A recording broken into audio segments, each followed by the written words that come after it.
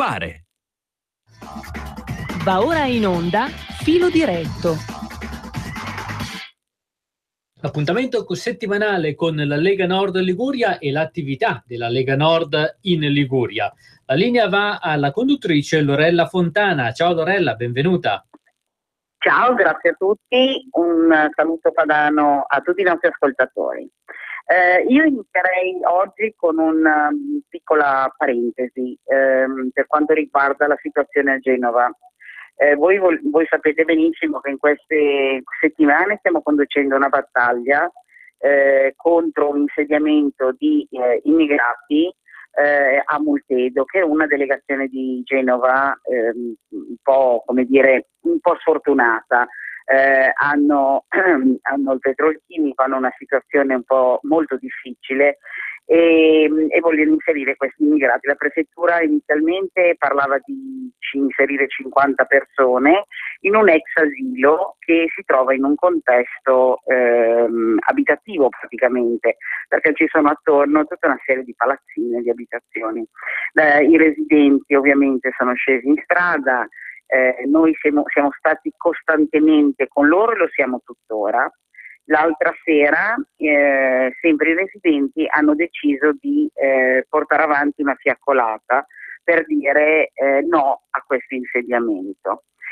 Questa serata si è tramutata in una situazione molto molto difficile alla quale abbiamo assistito. Noi della Lega eravamo tutti presenti e praticamente abbiamo subito un attacco da parte di pseudo operai della FIOM. Dico pseudo perché ritengo che un operaio non possa mai andare contro alla cittadinanza, contro a dei residenti, tra l'altro in gran parte anziani. Per cui ritengo che non posso definirli operai perché offenderei veramente coloro che sono dei veri operai, che lavorano, che si spaccano la schiena e che magari portano a casa uno stipendio ridotto per ovviamente la situazione economica che stanno vivendo molte aziende. Quindi io volevo dire a tutti voi che ci state ascoltando che la Lega è stata fortemente attaccata in questa manifestazione e che la Lega comunque continua ad essere dalla parte dei cittadini, continua a sostenere questa loro battaglia, perché noi non tradiamo i valori della città, noi non tradiamo i valori che si dà alla classe, neanche alla classe operaia. Qualcuno l'ha fatto, accusandoci di fascismo, di razzismo, dandoci degli epiteti peggiori. Noi non siamo i traditori di questi dei valori per i quali noi continuiamo a lavorare per la città, con la città, a fianco dei cittadini, e noi lo faremo sempre. Ora mi dicono che abbiamo in linea Davide Rossi. Eccomi. Davide? Sì, ci sono. Eccoti. Ciao Davide. Buongiorno a tutti. Allora Davide, io stavo così raccontando un po' quello che abbiamo subito l'altra sera a Multedo, che è stata veramente un'azione violenta e di una cecità pazzesca da parte di alcuni pseudo-operai. Tu sì. che sei responsabile e c'eri alla manifestazione, alla fiaccolata veramente pacifica dei residenti, volevo che tu come responsabile del Dipartimento sull'immigrazione ti esprimessi oggi. Ma intanto lasciami dire che la manifestazione, tra l'altro riuscita, ha avuto un ruolo ambivalente. Da un lato ha portato migliaia di persone in strada, donne, bambini, anziani, a ribadire quelli che sono le necessità di un quartiere, che è un quartiere popolare, che è un quartiere che ha subito una valanga di servitù, che è un quartiere che merita l'attenzione che la nuova giunta, il nuovo sindaco gli stanno cercando di dare, e che è estremamente preoccupata da una scelta che arriva dall'alto di insediare 50 persone del quale non sappiamo la provenienza, del quale non sappiamo cosa facevano nei paesi d'origine, per cui non sappiamo nulla in un contesto di un alveare di case dove tra l'altro ci sono pochi servizi, è una situazione negativa. E abbiamo visto l'altra fascia della medaglia, che erano i soliti ragazzati dei centri sociali, è quella che fa ancora più male, l'hai detto tu, i ragazzi della FIOM, tra l'altro accompagnati dal loro segretario regionale, che è quello ancora più grave, che invece di preoccuparsi dell'emergenza occupazionale in cui versano le aziende pubbliche di questa città, va a pensare a quelle che sono le esigenze di un quartiere che, ahimè, grazie a Dio ha dato la risposta migliore, quella della non violenza, quella della presenza, tra l'altro attaccando anche verbalmente da parte del nostro assessore, al quale va tutta la nostra solidarietà perché sta lavorando veramente bene, ma anche donne e bambini che erano presenti veramente lì in piazza per dare un segnale di cittadinanza attiva, di cittadinanza che vuole essere coinvolta nelle scelte e non le vuole subire. Esatto. Ma quello che noi ribadiamo, che io ho appunto ribadito, è che comunque come Lega Nord noi non abbiamo minimamente indietreggiato e non abbiamo fatto nessun passo indietro. Cioè noi siamo veramente costantemente, rimaniamo nella nostra posizione e riteniamo che non è un discorso di razzismo, è un discorso di sistema sbagliato dell'accoglienza che parte da Roma, cioè dal governo centrale, così come è sbagliato mettere queste persone in un contesto come quello dell'ex asilo di Moltedo, in un contesto fortemente abitativo. Quindi il razzismo non è nostro, sicuramente, il razzismo è quella parola abusata oggi da troppa parte della sinistra, che nel momento in cui uno non la pensa come lui, è razzista. Ma convengo con te, ma faccio anche un ragionamento superiore, nel senso ti dico, noi come Dipartimento Sicurezza, intanto come la Lega staremo al fianco dei cittadini di Moltedo e dei cittadini anche degli altri quartieri che stanno subendo e hanno subito, penso a Bolzaneto, penso a San Pier d'Arena, penso al centro storico, da parte della giunta precedente complice, quindi parliamo del sindaco Doria e della prefettura, una violenza, perché di violenza si parla perché i numeri lo dicono, noi abbiamo il doppio dei richiedenti asilo di quanti erano stabiliti per legge, ma perché? Perché i piccoli comuni dell'entroterra gestiti dalla sinistra, quindi anche lì è razzismo al contrario, decidono di non prendere, di non sostenere questo tipo di operazione, quindi o si è tutti accoglienti o si è accoglienti a seconda degli interessi che ci sono, e questo è sbagliato. Comunque ripeto, noi adesso faremo anche diffondere un questionario tra i cittadini del Ponente, soprattutto di Moltedo, ma anche a San Pier d'Arena, su quelle che sono le esigenze che loro pensano e che vorrebbero all'interno del loro quartiere. Quindi certo. So che poi interverrà anche Daniele Bottini in merito di questo questionario, sì. Che è il mio referente sulla città di Genova. Stiamo anche monitorando così a largo la situazione anche su altre parti della regione, perché siamo dietro alla situazione di Ventimiglia, che anche quella è una situazione alta pagina vergognosa, mala gestione, soprattutto da un punto di vista governativo, dove c'è un comune di sinistra che, ahimè, invece di sostenere i propri cittadini li mette in difficoltà, e quindi noi siamo attivi, ripeto, su tutte quelle che sono le problematiche e le istanze, anche dando un contributo di studio e di supporto ai nostri amministratori locali a seconda dei comuni di appartenenza, e questo lo continueremo a fare. Assolutamente. Infatti adesso, a seguire del tuo intervento, per il quale tra l'altro ti ringrazio tantissimo, Davide, di essere stato qua oggi con noi, avremo in linea appunto Daniele Bottino. Davide, io ti ringrazio tantissimo per essere stato qua e ti mando un saluto padano. Io ti ringrazio voi, a disposizione, grandi. Ciao Davide. Bene, ed ora abbiamo in linea Daniele Bottino. Daniele, buongiorno. Buongiorno, un saluto padano a tutti.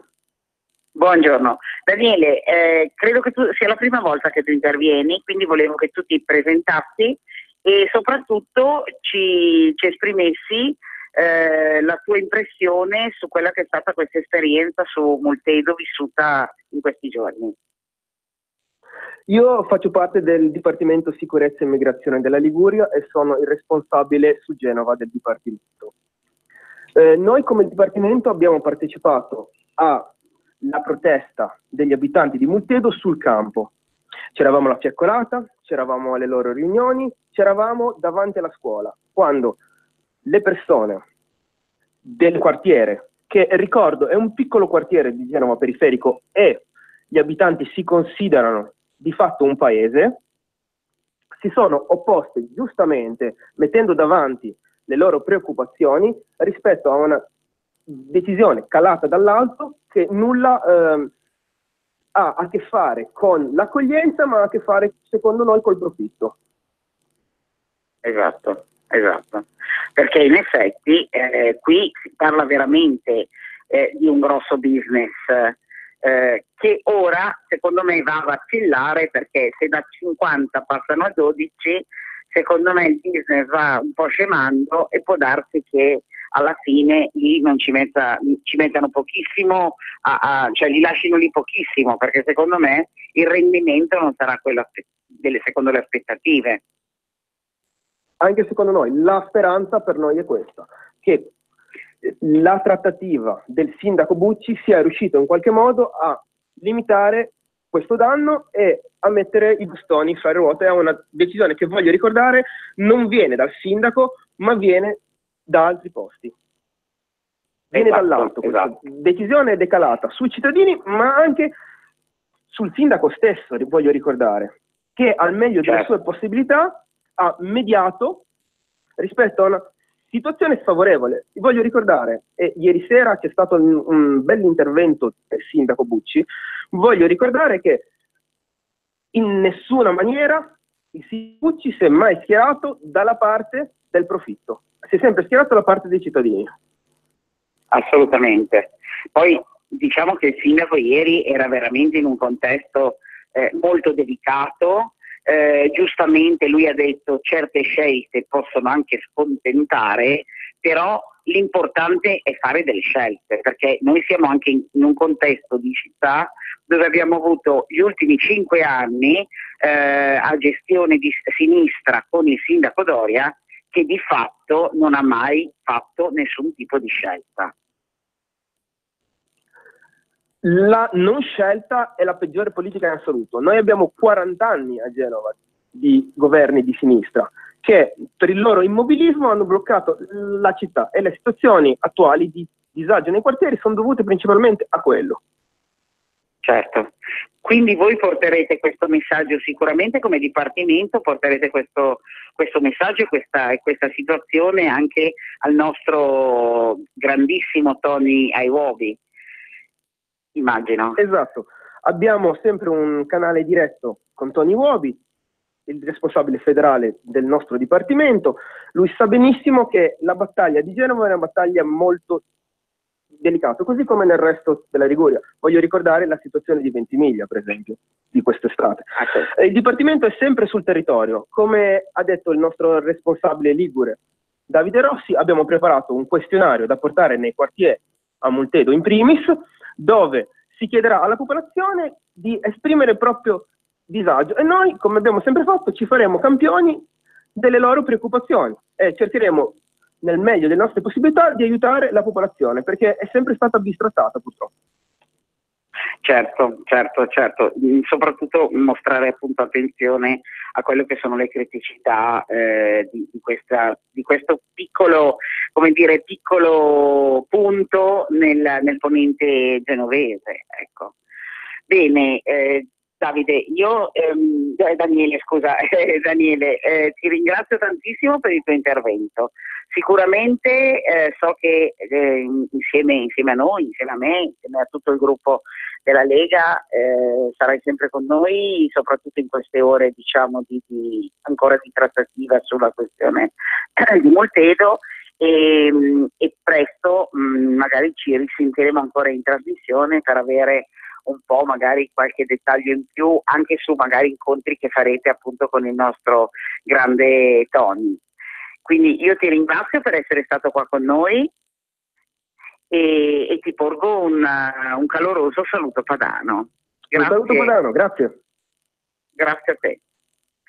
Quindi, come sentite, la situazione a Genova Multedo è veramente molto molto incandescente. In queste ore poi vedremo un po' gli sviluppi quando verranno insediati queste 12 persone, ma sicuramente il cuore della gente è molto molto molto pesante.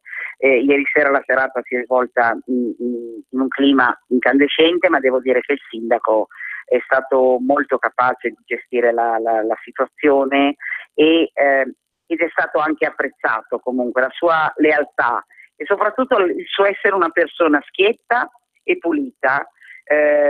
Questo ha colpito particolarmente la gente di Moltedo in maniera molto positiva.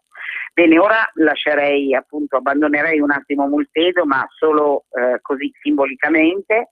Intanto volevo fare un appunto, ricordare a chi in Liguria ha amici o parenti in Veneto e in Lombardia che domenica si voterà per quanto riguarda il referendum sull'autonomia delle regioni. Io infatti sarò a Milano perché ho ancora mia suocera che abita a Milano e pertanto andrò a Milano per portare mia suocera a votare a questo importantissimo voto referendario. Pertanto mi raccomando, ricordatevi che c'è da andare a votare in Lombardia e in Veneto per questi referendum. Bene, adesso mi dicono dalla regia che abbiamo in linea il nostro assessore regionale Stefano Mai. Stefano, buongiorno. Ciao, buongiorno a tutti. Stefano, cosa ci racconti del tuo lavoro assessorile? Quale novità ci porti? Ma diciamo che c'è una buona novità che non è solo per la Regione Liguria, ma per tutta Italia per quanto riguarda il comparto zootecnico. Come sapete, noi spesso parliamo di tracciabilità dei nostri prodotti perché abbiamo bisogno che il consumatore finale sia tutelato nelle sue scelte, sappia quando va a acquistare di fare una scelta consapevole. Abbiamo bisogno di tutelare le nostre imprese. Bene, oggi c'è un passo in avanti, cioè alcuni giorni fa è terminata la deroga che era presente per il riconoscimento, quindi per la tracciabilità dei prodotti lattiero-caseari, quindi tutti i derivati dal latte, e appunto da qualche giorno è obbligatorio inserire l'etichetta al paese di mungitura, il paese di confezionamento e trasformazione. Questa è una grande vittoria che possiamo dire che abbiamo ottenuto come Regione Liguria, ma come regioni italiane, perché ricordo benissimo, dopo la crisi del latte che si è vissuta in molte regioni d'Italia e diverse cose scioccanti, tipo allevatori che buttavano il latte in letamaia perché non sapevano più come commercializzarlo, il prezzo del latte era sceso talmente a un livello tale che le multinazionali acquistavano praticamente esclusivamente fuori Italia.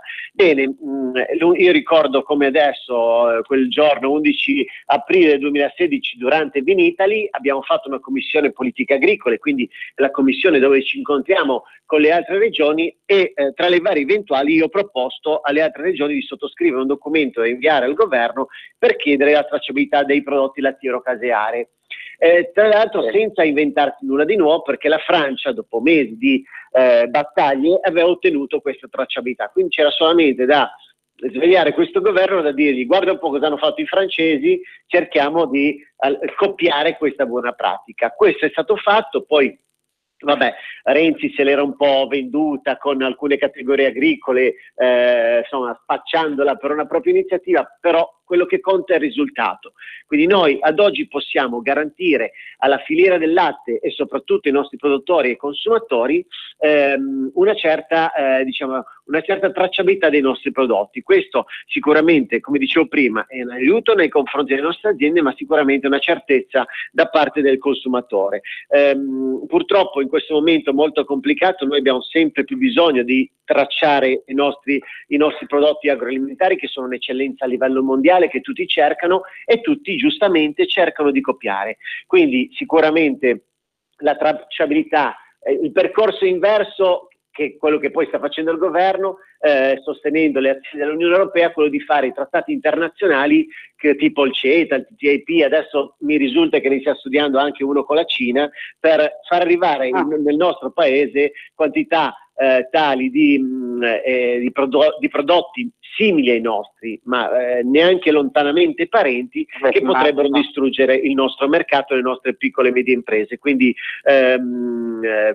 noi siamo in ricerca della tracciabilità a tutti i costi su ogni produzione, stiamo provando come Regione Liguria a avanzare diverse iniziative, stiamo cercando altri riconoscimenti come le DOP o le IGP, però è chiaro che questo governo dovrebbe dare un po' più una mano ai nostri produttori, anziché abbassarsi, inchinarsi sempre ai diktat di questa Europa matrigna che cerca di regolare e decidere della vita dei stati membri.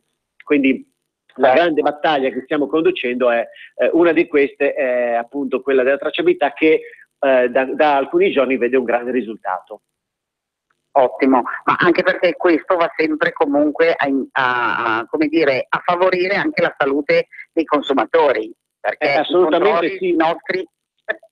Certo che sì, poi non bisogna neanche dimenticare quello che spesso accade, queste notizie fasulle che escono, quella di alcuni giorni fa che sicuramente tutti avranno appreso, che adesso non ricordo esattamente quale fosse il quotidiano, comunque in Inghilterra era stato, il Telegraph, era stato diciamo scritto sui giornali che il pesto fa più male di un hamburger. Beh, io credo che queste cose qui siano cose inaccettabili, però ci avevamo già provato ricordo il prosecco non molto tempo fa dell'amico presidente Zaia, ricordo che avevano provato sul formaggio, sulla carne, quando poi mi ricollego al discorso di prima, l'Unione Europea firma trattati internazionali che potranno portare al nostro paese prodotti OGM, e quindi io mi chiedo se tutto questo abbia una logica, se non quella di distruggere le nostre piccole e medie imprese. Quindi noi questo governo lo dobbiamo mandare a casa a calci, speriamo, e anzi sono certo che il voto, la marea di sì che arriveranno in Veneto e in Lombardia il 22 di ottobre ci aiuterà a dare un'ulteriore spallata a questo governo, e poi armiamoci di coraggio, perché tanto lavoro c'è da fare per tirare su le nostre imprese. Assolutamente sì. Grazie Stefano, grazie per quello che stai portando avanti, perché veramente sono passaggi importanti per ciascuno di noi, perché consumatori lo siamo tutti, quindi è importante, ma anche da un punto di vista per quanto riguarda le nostre aziende e la nostra economia, e per dare soprattutto valore alle nostre cose della tradizione italiana e ligure in modo particolare. La nostra grande ricchezza, a parte il territorio, è il nostro agroalimentare, che però deriva da che cosa? Da tanta storia, da tanta cultura, dalla nostra identità. Se noi ci facciamo mettere sotto da questo governo, da questa Europa che vogliono globalizzazione a 360 gradi, noi non avremo più un'identità e saremo, moriremo come paese, quindi questo non possiamo assolutamente accettarlo, perciò dobbiamo lottare con le unghie, con tutta la forza che abbiamo, per mandare a casa quelli che vorrebbero gestire le nostre vite. Assolutamente d'accordo. Stefano, grazie, buona giornata e buon fine settimana. Ciao a tutti. Ciao, grazie. Ed ora siamo ai saluti. Mi devo congedare da voi, vi lascio da una Genova soleggiata e direi ancora abbastanza primaverile. Vi do appuntamento come sempre a giovedì prossimo 12:30 su Radio Padania Libera. Un saluto padano a tutti e mi auguro da giovedì prossimo di poter avere la buona notizia che sì, hanno veramente inondato le nostre regioni amiche Lombardia e Veneto. Un saluto padano e un abbraccio, ciao. Avete ascoltato Filo Diretto,